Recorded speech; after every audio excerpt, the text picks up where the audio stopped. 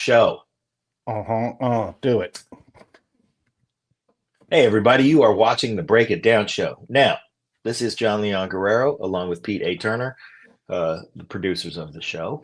And today, our guest will be, at some point, Lanier Stewart, better known by millions and millions as DJ Severe.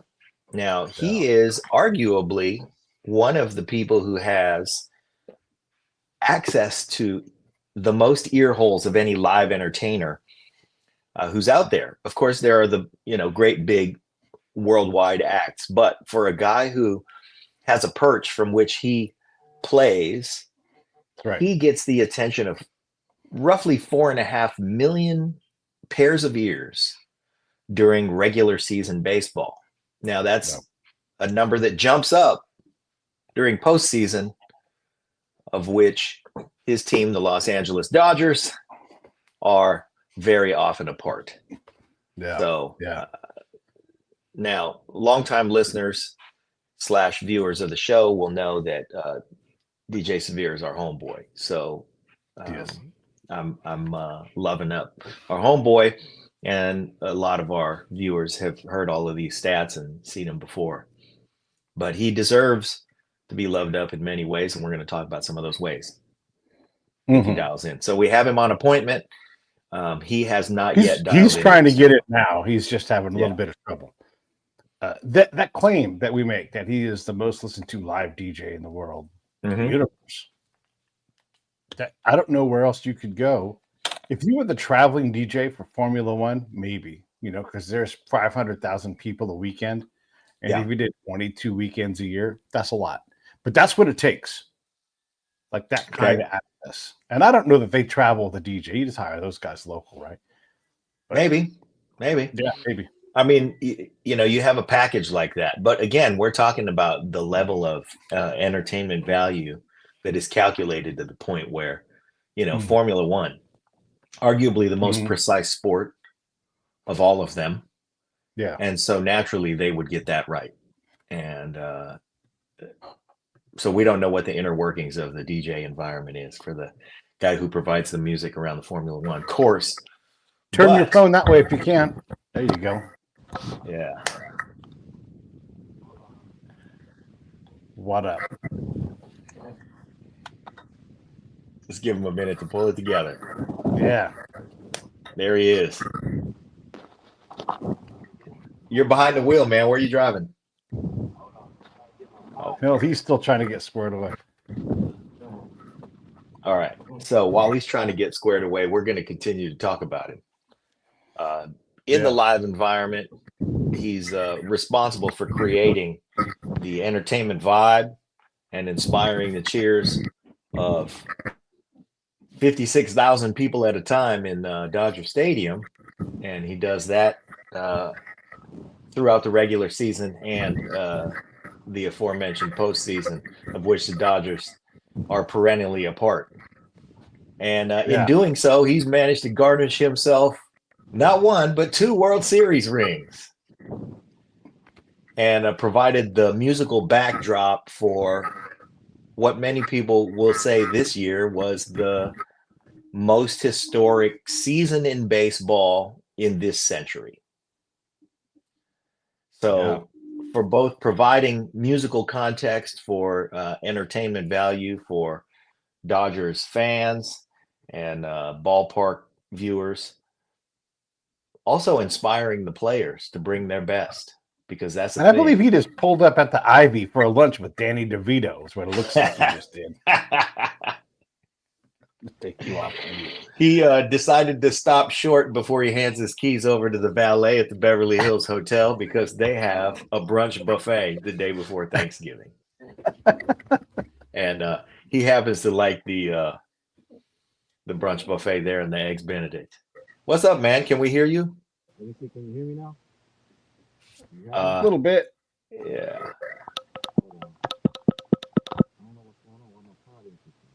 Yeah. It's not. Oh, I tell you what it might be. There it is. How about that? There it is. Yeah. Perfect. Okay, perfect. All right. Anyway, so were you able to hear all of that amount of fluff? I was. You deserve every bit of it, man. The thing I got to ask on the air so you can tell everybody, are you going to now have the Mike Burrito lean because you got 2 rings on one hand and you just can't possibly get them 2 rings up any higher? I hope so. I told John about this, and when we saw Mike, the one time we came to the game, Burrito was leaning. Sure enough, man, it looked like he had a shoulder issue. He was like, that might be because that might be for cigars in his pocket too. That might be for or always has so many cigars in his pocket.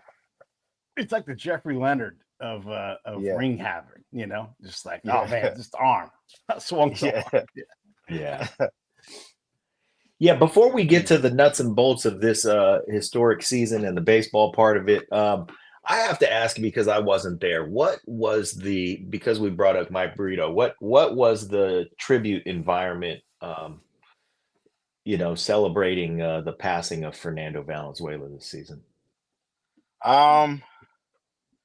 It was a little different because you had let me get out of the car. You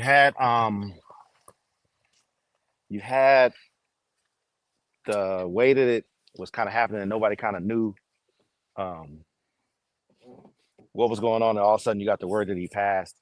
So you're there and then you get the passing, and then with everything we always do something like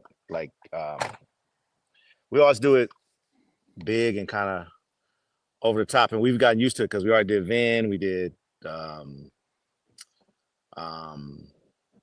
Tommy, and different things, and we did the inductions of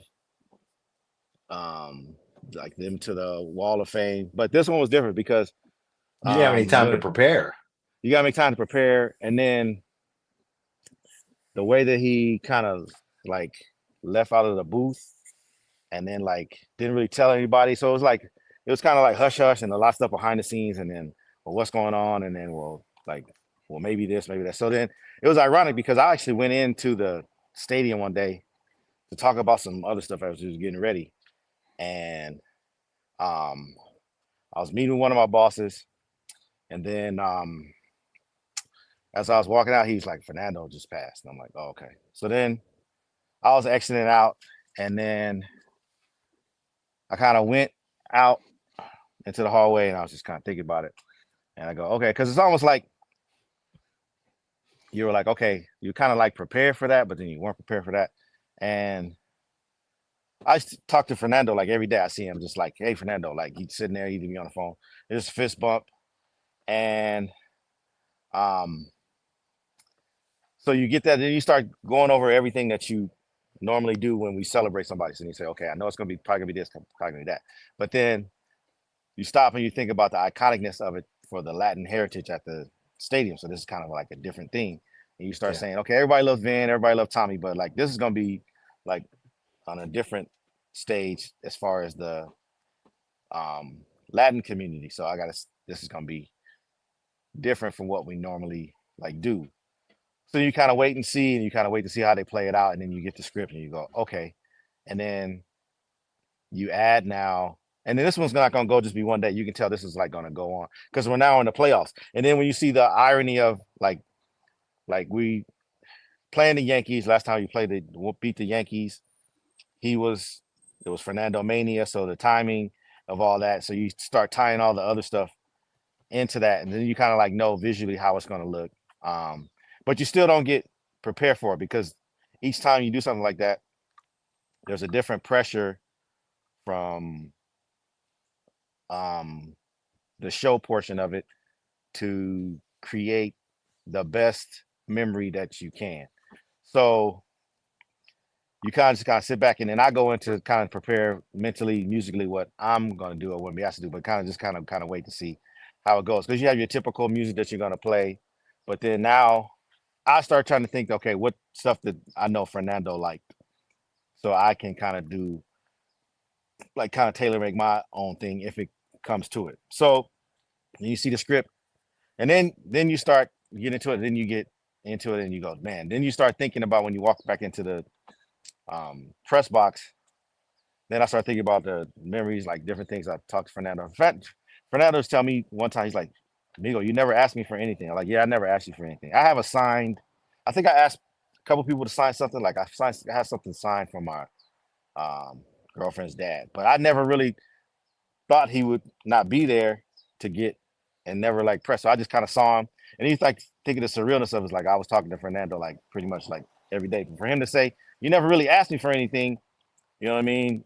And then I know the joking side of it, and then you start talking about to other people. Like I talked to Maria, who's been there for years, and she would say how much of a jokester he was, but then how much he also hated people too that try to take advantage of him. Like, well, asking for signatures to kind of like that weren't like genuine. That's why I kind of knew when he told me I never asked him for anything. I also knew why I didn't want to just be that person always asking Fernando to like sign stuff, because for one, I had my own like little piece of it, and then me, once I kind of like know you, I don't really want like signatures like that. It doesn't really do anything like for me.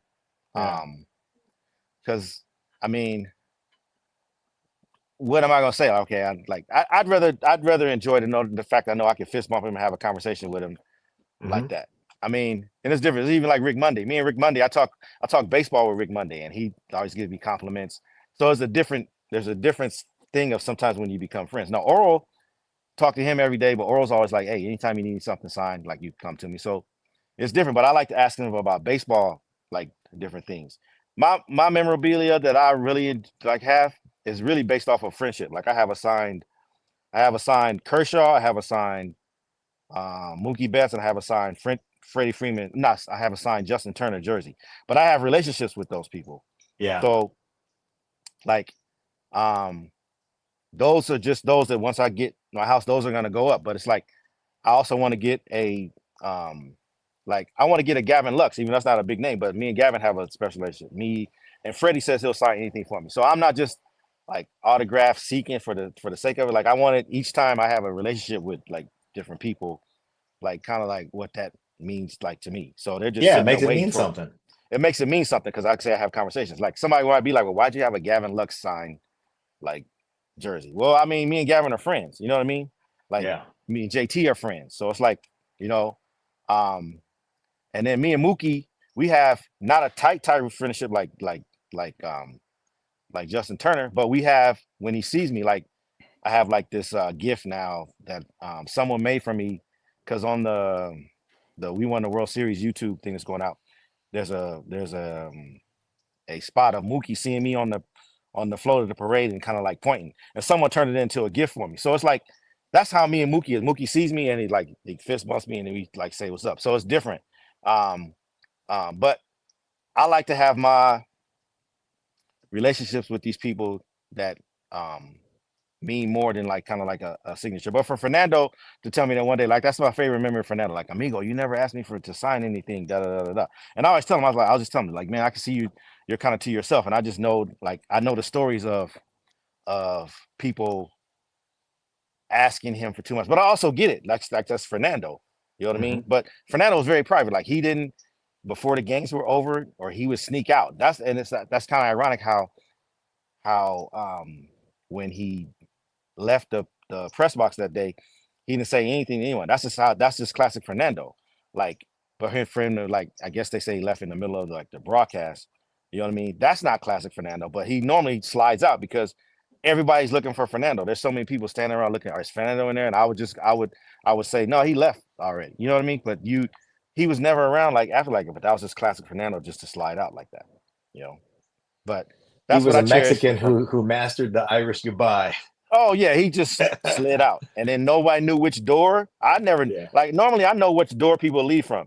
I never knew which door Fernando like left from, and there's 3 different doors you could leave from. But I'd never seen him like leave out like that. He had to be good about it because everybody's looking for Fernando. You know what I mean? Everybody's looking for Fernando.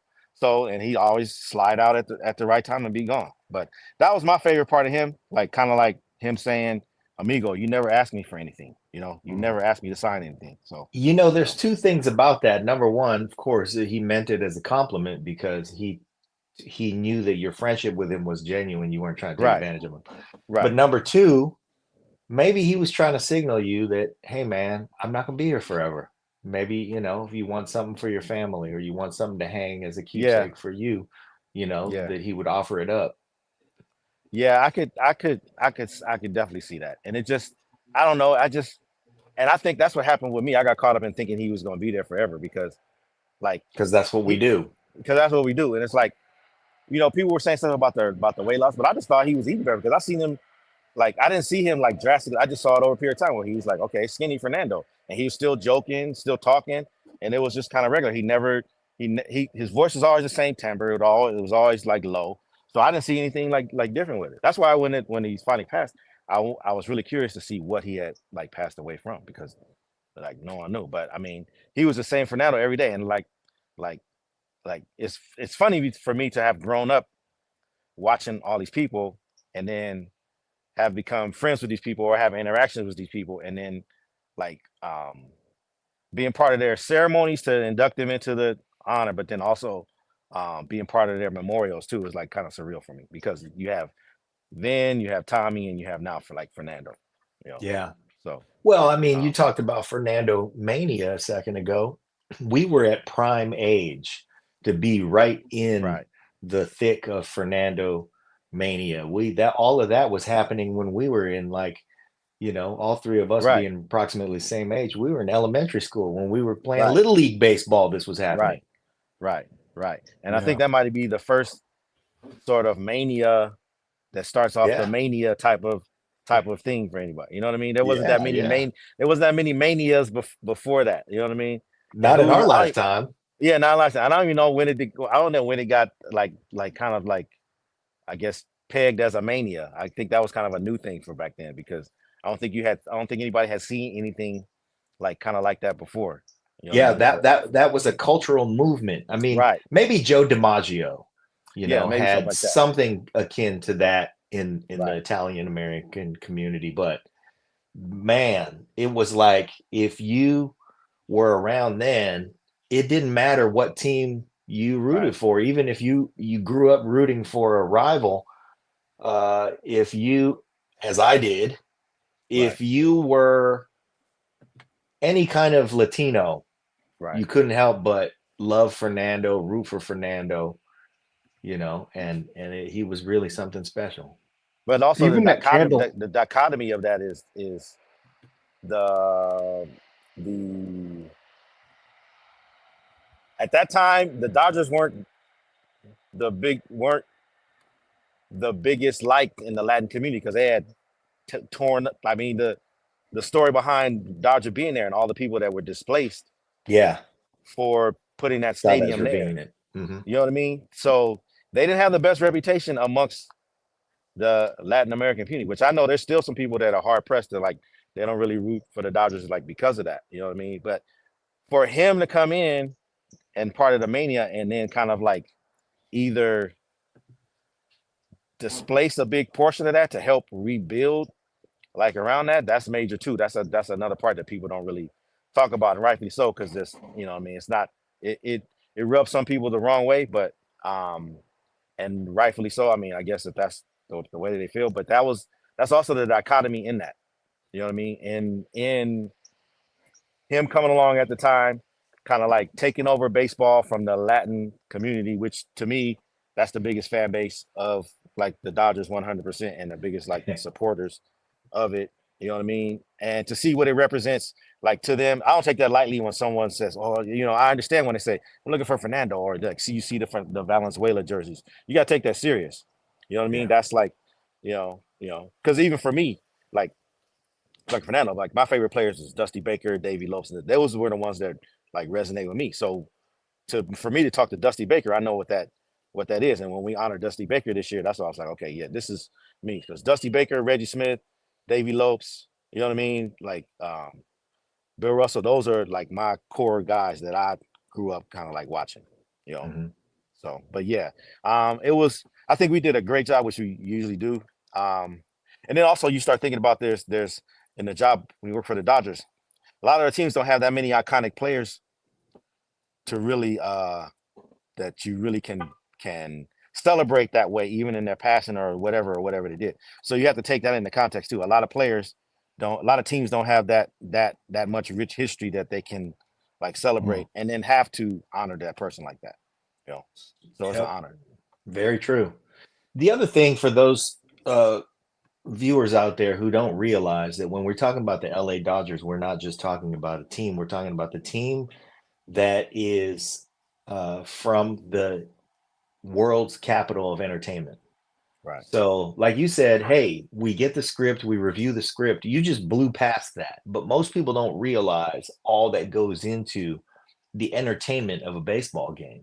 And the fact that an event like that, there isn't just a guy who's going to get up and say a few words. There's an entire script for the entire cast of Dodger Stadium to understand the flow of the entertainment experience. And when you talk about entertainment in Los Angeles, you're talking about the talent pool. I'm not disparaging Milwaukee, but whoever's doing the entertainment for the Brewers is the guy. He's the guy in Milwaukee. That's not the entertainment capital of the world. Right. The guy who does an entertainment product in Los Angeles, the size and scope of the Dodgers is a reason that you guys have had all those iconic players, because you have led the league in the entertainment experience. And so naturally, if you're the best baseball player who's 19 years old and you have some choices about where you might want to play, naturally, you're going to play with whoever wants to employ you to play. But if you're a truly special generational talent and you have choices, your agent's going to go, look, man, you can play in Milwaukee or you can play in Los Angeles. And, naturally you can play in Miami, you can play in New York. There's a lot of great places to play baseball, but not like Los Angeles. No, especially not now. Especially not now. I wanted to ask you about, I introduced you to the guys over at Mariachi Garibaldi. And has that turned into anything for you when you're doing your day-to-day job? Because you talked about this massive Mexican fan base, and you and I have seen the stadium, when they rock out La Bikina and you see all these dudes dropping to their knees, singing to their girls. It's amazing to see that. It's one of my favorite things about going to a Dodger game. I want to go on Tuesday night when they're there. I love it. But what are your thoughts on Mariachi Garibaldi? The whole mariachi phenomenon and embrace is kind of like funny because I'm friends with a lot of them now. We follow each other. They're a big part of the culture there, and then it's like a crossover into it because I have a playlist of the tracks that when I try to speak to the recognition of the Latin community and their relationship with me. So I have a lot of certain songs that I know that I use those, especially when even if the team is down, okay, I'm gonna go to this because I know this is gonna keep the crowd into it, and I'm gonna get a sing along from this, and I'm gonna get a big hit from a thank you, or when I in the street, just even talking to the older Latino population that works at Dodger Stadium, and then it's kind of I know for a fact that's the number one thing why they say, well, you're a great DJ, because I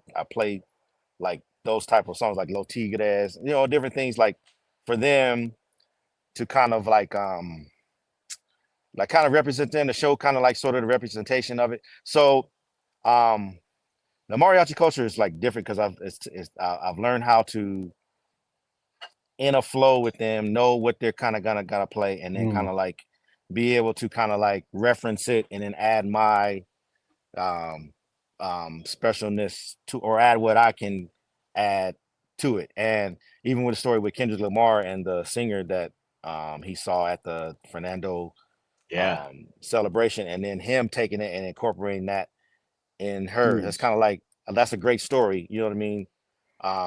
And to hear how that came about, it's it just shows you how you have the two cultures coming together. And it's gonna be kind of interesting to see as we move into the more kind of Japanese kind of flavor with Otani, Yamamoto, and if we get the Osaka, you know what I mean? You see how now you're gonna have these kind of things to try to merge together to kind of in celebration, kind of like of the same thing, you know. But it's funny that when I first started DJing, I never thought that I would have like that many mariachi type as friends. You know what I mean? That you come together to try to work with and be on the same stage with at times, because lots of times we're there together working together. You know what I mean? So and I think it's a perfect blend of what's needed, like kind of at the stadium, because to use that, you see a lot more stadiums now copying us, that they have like the mariachis because we did it, and then the Rams do it. But then now you see even other. When I went to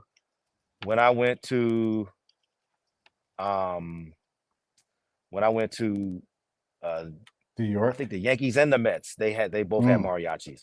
So I mean, like you see that influx, because even there, that's more of a Puerto Rican type of Dominican type of like fan base on that side. For them to incorporate mariachis was kind of like, that's different. But you can see the effect that it's had like kind of on us and what we do. You know what I mean? Because we are the number one show. We are the number one show in MLB, and we get a lot of praise for that. And then I'm not just tooting them, because you see that going to other stadiums. I got a chance to go to a lot of stadiums this year, and I'm friends with a lot of the DJs, and no disrespect to them, because everyone has their like own show for their own audience, but our show is kind of the best. We pour a lot into our show, and I have to commend like our team, because we pour a lot into our show. You guys do a lot of pre and post show stuff too, where it's like you're throwing a. I mean, it's incredible. It's a great environment. Look, there's a lot of great places. San Diego's got a great thing going on. Sure. Obviously, New York and everything. When you were there for the playoff games in New York, how was that experience like for you? It was different. That's my first time being at Mets Stadium, or what is it? What is their field? Citi Field? Citi Field. That's my first time being at Citi Field. They have a great tribute to Jackie Robinson. Like, I did not expect the tribute that they have to Jackie Robinson as you enter into the stadium. Like, it's Jackie. So I was very surprised and elated by that. I actually had wore my Jackie Robinson starter jacket that day, so it kind of like fit in. And their show is very New York-esque. I mean, it's very like DJ centric and very crowd pump centric, which I was surprised to see, because we kind of do that too. So it's like they have some very good like baseball fans, but being there, it's kind of like the chip on the shoulder little brother, because they're not the Yankees, and it's like, so I want to try to take in and embrace, like, how are you, like, how does it feel to be a Mets fan here? It's almost like a Clipper or a Clipper fan, like, like, and they kind of, so you're watching the game, and they have the same kind of like fight in them. And then like at the end, they were like, I think the game, I forgot the game. I think I went to the game before. I think we won the game, but then they beat us the next game. I didn't go to that game, but they were like, just please, when you eliminate us, can you just please beat the Yankees? That's what they kind of say. You know what I mean? How did the organization treat you too? I want to know about that. Like, how did the Mets? Did they? The thing of it is when I went to all the games, I didn't go kind of as the on the team. I kind of like did my own thing. Kind of like bought my own tickets and kind of just like sat, because I just wanted to like be a part of it. I did hit up every DJ that I know there just to say what's up, and if they told me to come by, I would come by and say say hello. But I kind of just like stayed in the like kind of like in the background, and then just to kind of like get the feel for it without having to be corporate. Like, I never really get a chance to watch a game and drink a beer and enjoy myself, so I was just trying to do that. You know what I mean? Good. So each stadium I went to, I didn't really get into the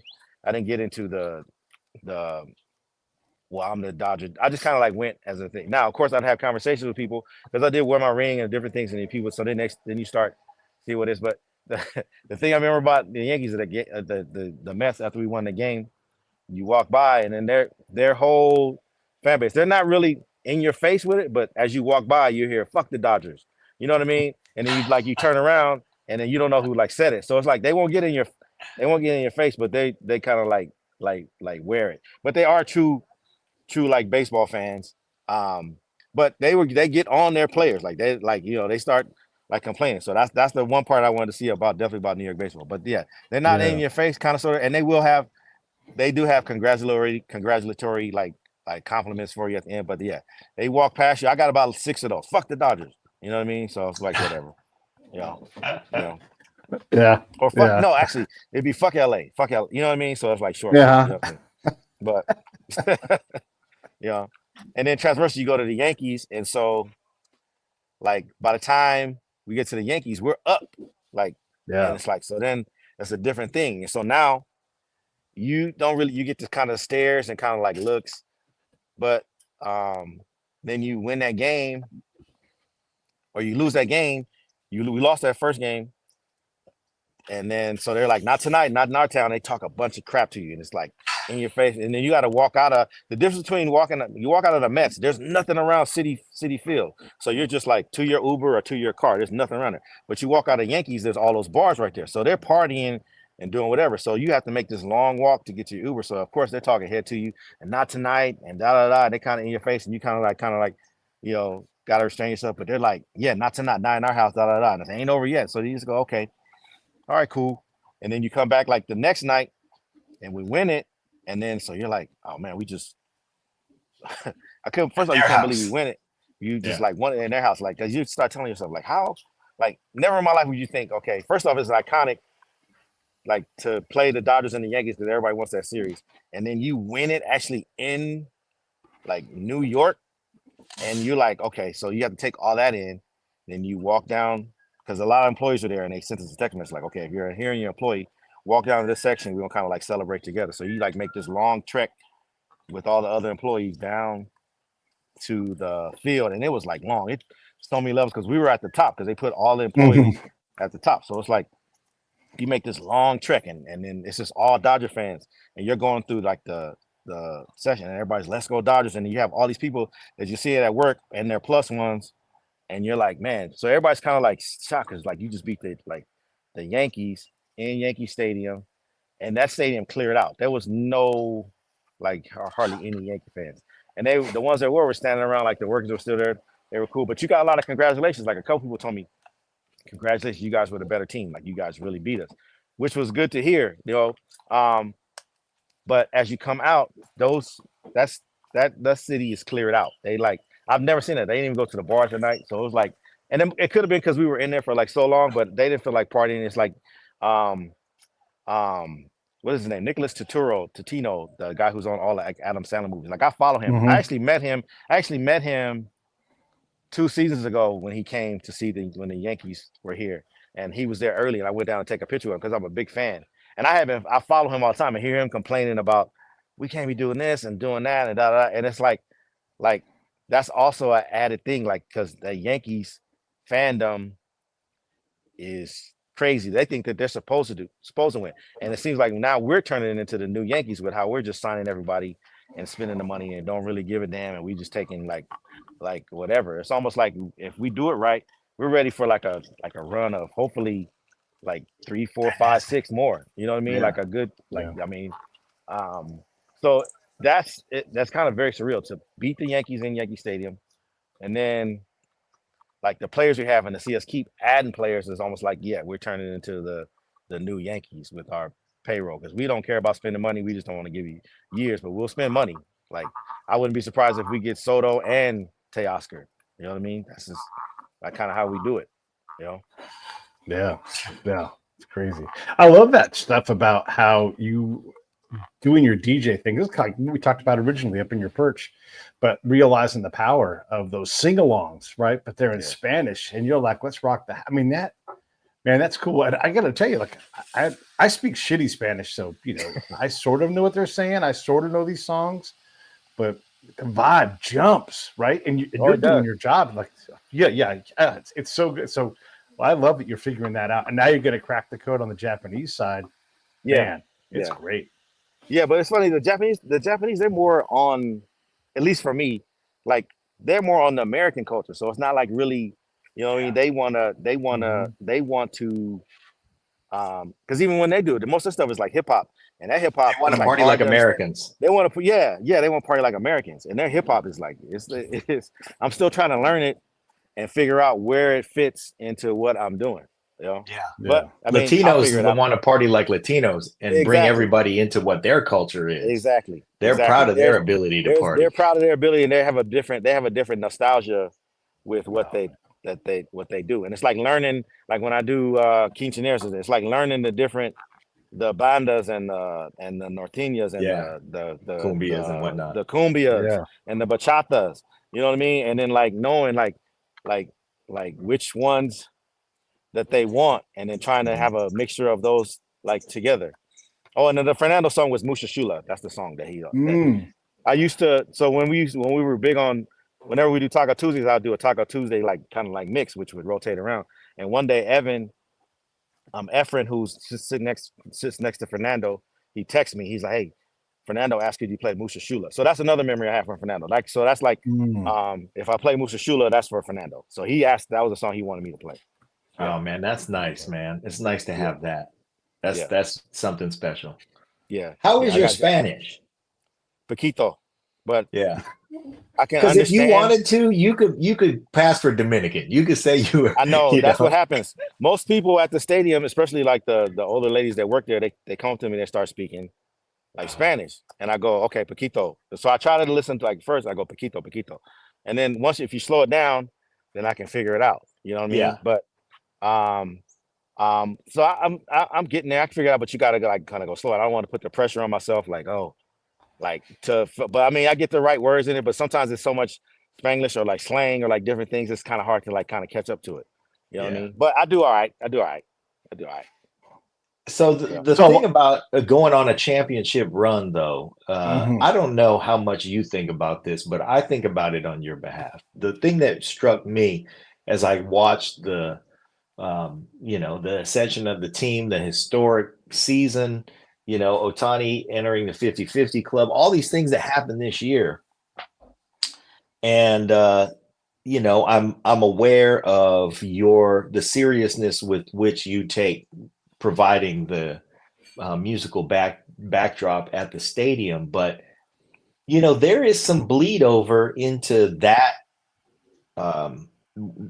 environment that you create for the fans and for the players, and the way that you inspire everybody in that moment. And so does it ever really hit you that you are really providing some textural fabric for a piece of history? I mean, this is a season that's going to be talked about for the rest of, baseball lore.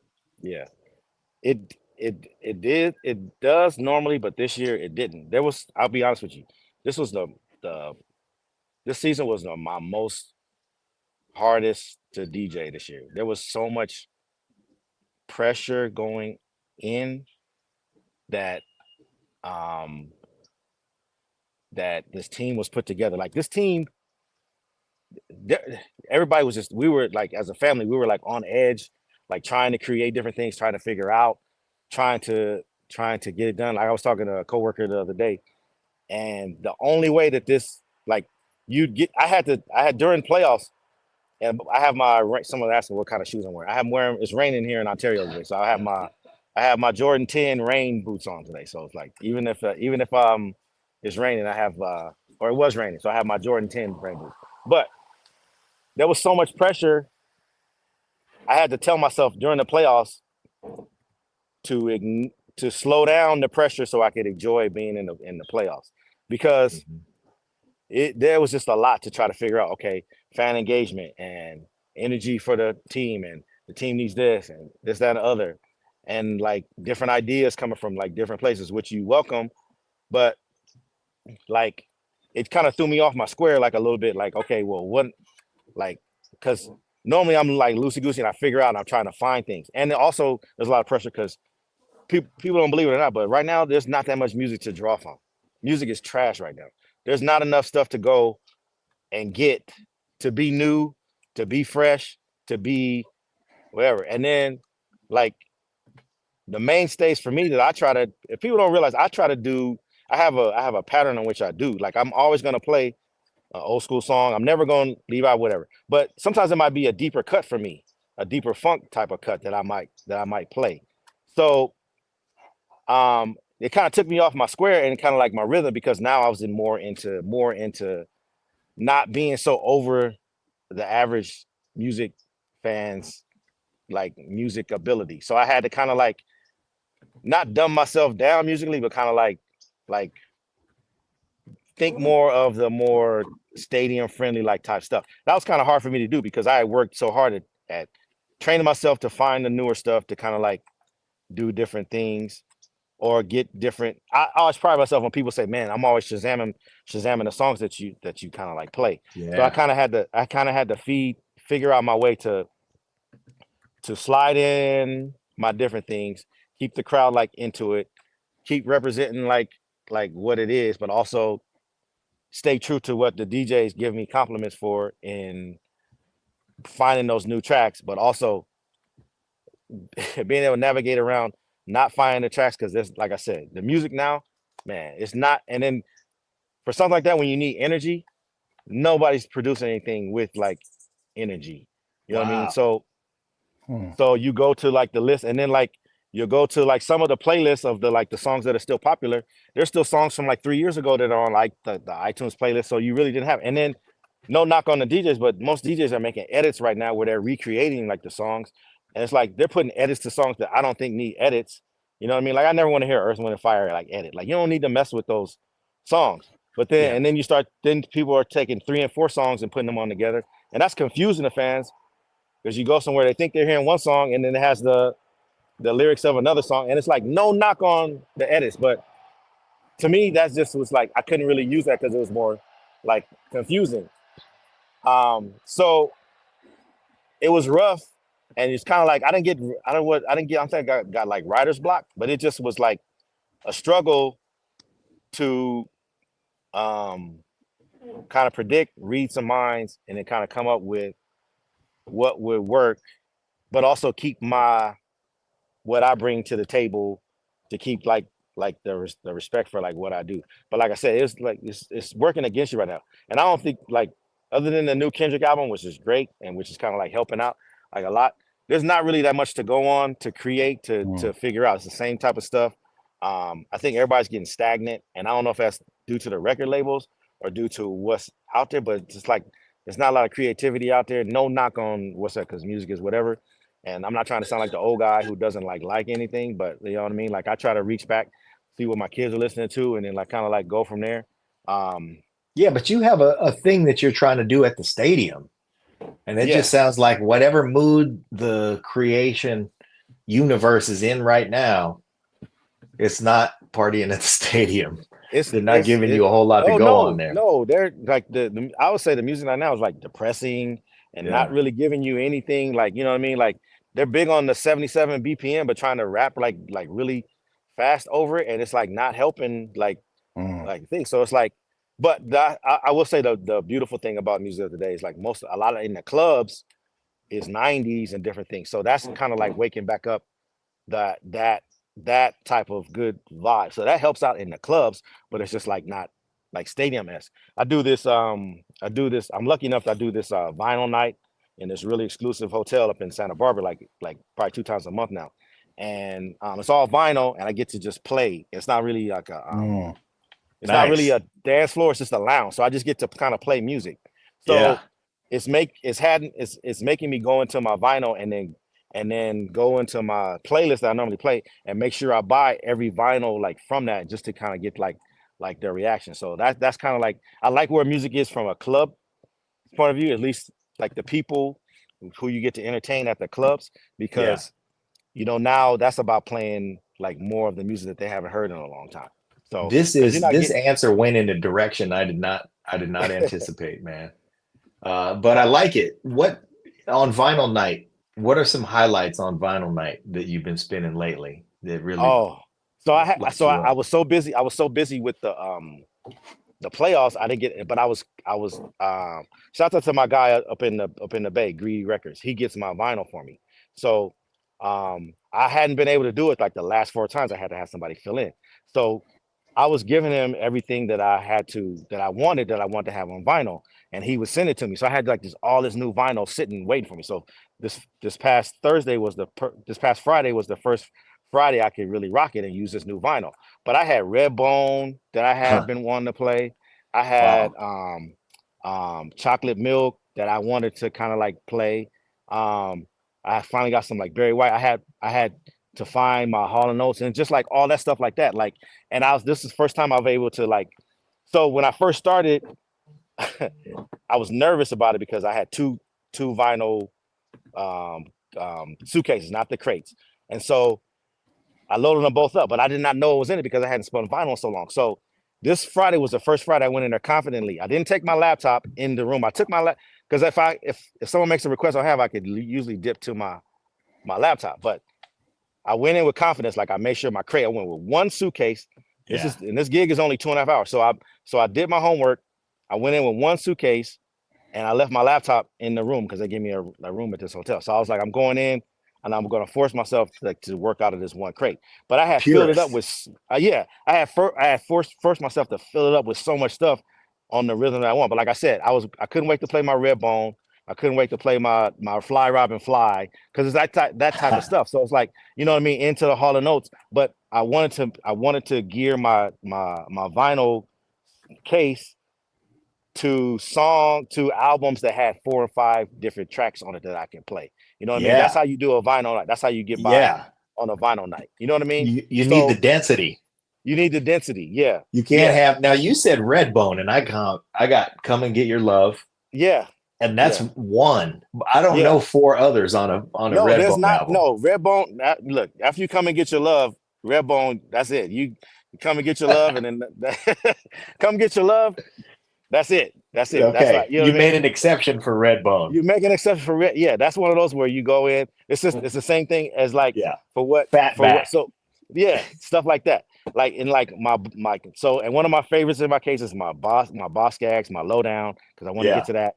I got my Steely Dan. But if you got Silk Degrees, got 6 hits on it. You know what I mean? You got some things you can play on there. Yeah. You can play it on there. But I also added my Emotions and so I mean, there's tons of stuff. And like I said, it's not a dance floor. It's more of a vibe. So people come in and they're talking. Now they might get up and dance. When they get up and do dance, that's what you like. But you're talking like the crowd starts in like the 40s.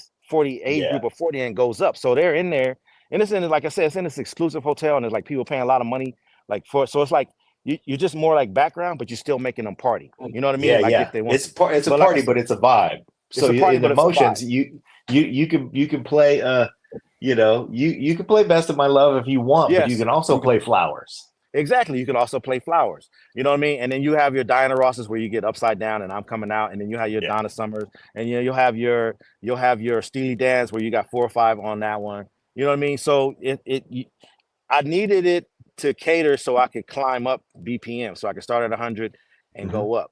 And then because my first few times doing it, I had vinyl all over the place, and I'm like looking, and I'm like, I didn't have my rhythm. So now I have my rhythm where it's like I pull out a record, play it, and then I can set it to the side in the right pile, the side that I know I'm going to use again for another track. You know what I mean? As opposed to, okay, I'm done with this one goes here. I'm not going to pick that up like again. But these over here, I know I got to fall back on. And you have your Jackson, you have your the 2 things that I was most proud about playing was I had both. So I had Central Heating and Too Hot to Handle, like Heat Wave.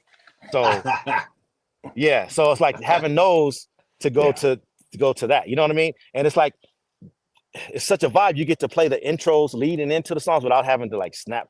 Like I'm more like it's more like I'm at home cleaning up and I'm just like playing records. You know what I mean? I'm not really trying to scratch. I'm not really trying to like I'm just trying to create a vibe. But like I'm saying, to have those like both Heatwave, because it reminded me how much of a Heatwave fan I am that I forgot that I was.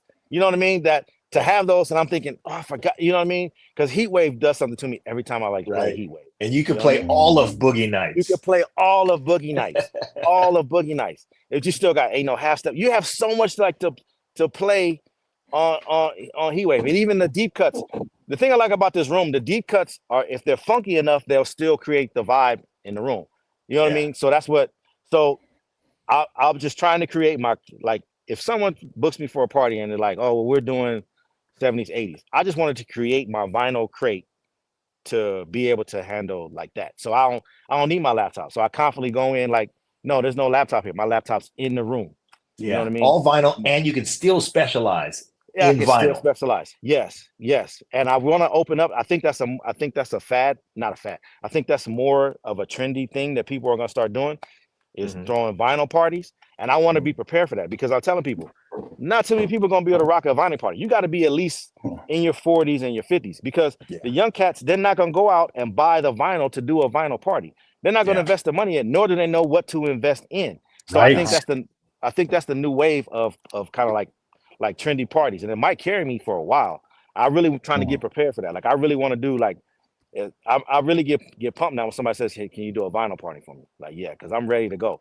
Like that's half the battle. Having like your crate with what you want in it, and you know you can do it. That's half the battle. That's half the battle. That's half the battle. Get you a couple of discs of New Order and just kind of go down the row, and everything you need is in a given number of records. Hey, I want to throw two acts at you since we were talking about Bryce Vine one of the times we got on here. My cousins have a band, and I guess they're more like an act called Mother Mary Music, and they live in LA. They're 6 foot tall blonde models, and they make their own music, and it's wonderful. It's a little more clubby dance kind of music, but so Mother Mary Music, and then I got to throw Sage Logan in there because Sage is awesome. Okay, she rocks the house. She's also a local kid. And she has some great songs. She's an up and comer. And so when you guys go out, definitely everybody check out Sage and check out Mother Mary Music. That's my thing. John, do you have anybody new? John, John's playing in like 15 bands up there in Benicia. Always rocking the drums. Out, John. Yeah, man. I've gotten super busy as a drummer. Oh, that's dope. And I mean, the reality of it is, man, I can name 200 drummers better than me.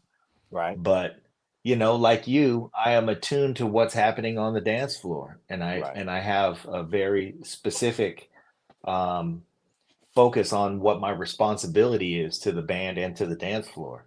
And I think that's what keeps me working. But, I'm always trying to figure out what the thing is. And right now, the lightning I have in a bottle is that one of the bands that I play in is called 16 Scandals. And it's all 80s. And we have a female singer. Oh, that's dope. Who is great. I like that name. That's dope. That's dope. She's great at audience engagement. She picks great tunes. And, and she looks great and sounds great. And we have a terrific time. But we're always thinking like, this has a shelf life like everything else. Right. And you always got to kind of keep your eye on what the next thing is. And the reality ride whatever is, way. Yeah. And the reality is that, when we talk about the 80s now, it would be like when we were in high school talking about the 40s. Yes. So, yes. I mean, and that was a thing back then. Remember when there was a big resurgence of people wanting to hear Glenn Miller, but that's not going to last forever. So, what comes next? And it's not just, if it's 80s now, it's going to be 90s because that's not how it works. Right. But that's not how it works. It's not how it works. Yeah. But I mean, like you, as a drummer, my focus is on the funk. And if you can keep it funky and keep the dance floor, then you can do a lot of things. Most definitely. That's the one thing, keeping it funky enough to where even if people don't know it, it's funky. You know what I mean? And it kind of works. You know what I mean? It definitely works. So that's kind of like what I'm on now. I actually joined this thing called Color Red Music. And I think you pay $30 or $40 a month, and they send you a new vinyl of a group you never heard of every month. So it's pretty dope. It's pretty dope. I gotta ship it up today. Like, Color Red Music. Yeah, it's just like a vinyl club, and they just send you like vinyl. Vinyl's crazy, man. Vinyl, it's dope. You know what I mean? I love vinyl. Yeah. You know what I mean? I'm actually thinking about taking the Beat Junkies classes just to kind of like reinforce and relearn my DJing over to see like what's out there. I told myself I was gonna take the class to kind of like just get back into it and like have somebody teach me how to spin vinyl other than like self-taught. You know what I mean? Yeah. Because have somebody show you a trick that you like, oh, I never thought about that. You know what I mean? So lots of things. I don't have a way. Pete and I have had this conversation. If somebody hands me a CD, I don't have anything in my life to play it on. That's right. But I have a vinyl record player. Right. So the vinyl record, I tell people all the time, it's like, and it's funny because more and more kids are asking for like vinyl record players, which is kind of dope. You know what I mean? You see it popping up in like in the stores around like that. So like the vinyl. You know what I mean? It's expensive as hell, but man, like talking about for a new album, like $40, and then like a Beyonce or a like Andre. I saw Andre 3000's flute album was like 75. Which is crazy. Yeah, it's like crazy. Like 75 for a vinyl, but I mean, I get it. Yeah. But I really want to get into more like vinyl part. It would be so dope if more and more places had a vinyl part. There's a place here called Gold Line that's owned by Peanut Butter Wolf. It's a bar, and DJs that spin there, so behind the bar is nothing but vinyl, and whoever spins there, you can only go there before and grab vinyl from there to play. Yes. Yeah, so it's dope. And that's why I kind of lean myself to, I kind of want to open a bar like that where it's just all vinyl and you have to like spin like only vinyl. And there's a lot of them are opening up around here. You know? So vinyl's coming back, which is crazy. That's nice. Yeah, there's more vinyl last year sold than any other physical medium. That makes sense. Yeah. So, and then since you said color red music, it reminded me that I haven't acknowledged the fact that you're wearing 49ers gear. Oh man, I'm on. We're struggling right now, so I got to kind of wear it every day to keep me in it. You know what I mean? We need to win. They got to beat the Bills, or it's all she wrote, Mr. Postman. You know what I mean? Probably. Yeah, they got a chance, but man, come on. You know what I mean? I'm still gonna be 49 till I die, but let's go. You know, we gotta get let's go. It's been rough. It's been rough. It has been rough, but hey, we got plenty of time, so that's another story. You know what I mean? Yeah. But I'm wearing it to represent, because the minute you stop wearing it, everybody goes, your 49ers ain't doing so hot. So no, I'm still 49ers. Bang bang. Yeah. You know what I mean? Let's go. So, Pete and I have done hundreds of shows where he was wearing a Dodgers cap, and now he's wearing an A's cap. So I got Brad one said California team. I back like that. Not the Giants. I like that. I love all of them, man. I went to California to win. Did you go to the stadium? Yeah. When the Dodgers was there, I like that. The sound system is great. Their sound system was great, and the nostalgia of like walking and seeing like the old pinups, that was dope for me. That was dope for me. You know what I mean? They were one of the first stadiums to put a good sound system in. They had that for that era. They had one back in the late 80s that was bumping. And it was like, you can be proud of it. We can be proud of our sound. Yeah. There's a guy who did a YouTube series on the worst seat in every stadium. And he would go to every stadium and find the worst seat. Usually you're right behind the foul pole or something. Right. And he found the worst seat in the Oakland Coliseum. And he was like, it's not that bad. Not that bad. Yeah. But I did have occasion it was a couple years ago, but I had occasion to be in a luxury box, and they still had tube TVs in the luxury box, man. Oh, wow. You want to talk about nostalgia. Yeah. So, hey, I hate to end on that note, so I'm just going to shift gears hard and go, hey, it's nice to know somebody who has a World Series ring, and now we know somebody who has two of them. Yeah, I did a Justin Turner event, and I forgot who I was talking to. It was like last week, his golf thing, and Justin Turner said, and he's the only two-time MLB DJ like champion. So it's kind of dope. Yeah. And I kind of have status in LA, because out of all the DJs, I'm the only two-time like ring owner. I was talking to Imani, the Giants DJ, like this week. And she was like, you're the like she went back to my Roadshow podcast, the podcast about DJs. And she was like, so everybody's going back and watching it. And she was like they said, you're the like number one, like you describe me as a number one DJ in MLB. And I was like, look, that's not me saying that. She's like, look, no, you are the number one DJ in MLB. And that's coming from her, who's another MLB like DJ, like for like a rival to Giants. That meant a lot. So I mean, I don't try to like say that I am, but I guess I kind of know that I am. But at least I'm right now the only two-time like champ. You know what I mean? And so, that's the other thing, that you don't have to say that. It speaks for it. It speaks for itself. So I kind of feel that, and then like I kind of like management kind of acknowledge that. So it's good to know that. It's good to know that. You know what I mean? Yeah, so and to be revered by so many of your peers, not only sports DJs but other DJs, is kind of like dope. So okay, well, to bring it full circle, man, it's nice to see your face. Always good to see you. Always good to reconnect. I'm gonna have to come by and ask you to sign something now. for sure, anytime. My pleasure. All right, I'm going to roll the credits unless you got anything else for us. Thanks, man, for coming on. Always a great time. I always appreciate you indulging me when I bring my friends over and whenever there's a game, because, you know, it's just cool for them to have a special experience, and you're always down for that, and I appreciate that. Yes.